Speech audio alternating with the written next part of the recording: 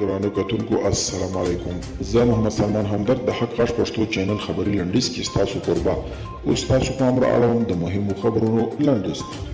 د ملي مصالحې عالی شورا مرستیال عنایت الله بابر فرهمند د فریاب د نوي والي له معرفي کېدو سره مخالفت ښودلی دی. فرهمند خبرداری ورکړې چې د حکومت دغه سیاسي پرېکړه د خلکو د غوښتنو له په پام کې نیولو پرته د عملي کېدو وړ نه ده. د جان هاپکینز پوهنتون د معلوماتو له مخې په امریکا کې تر 1 میلیونه ډېر کسان په کورونا اخته شوي او تر 750,000 ډېر بیا د دغه ویروس له کبله مړه شوي دي.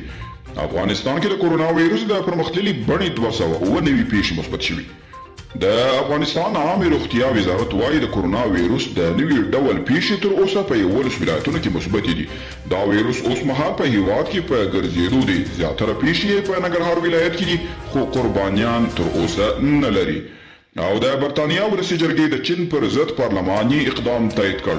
ویل کېږي چې لږترلږه 1 میلیون غور او نور اقلیتونه چې ډېری مسلمانان دي په سینکیان کې د توقیف ځایونو ته په ورته جبري کمپونو کې ساتل کېږي. د امریکا د متحده ایالاتونو حکومت او د بیلجیم، هالند او کاناډا پارلمانونو هم پر پیکینګ د جینیو ساید تور پورې کړی.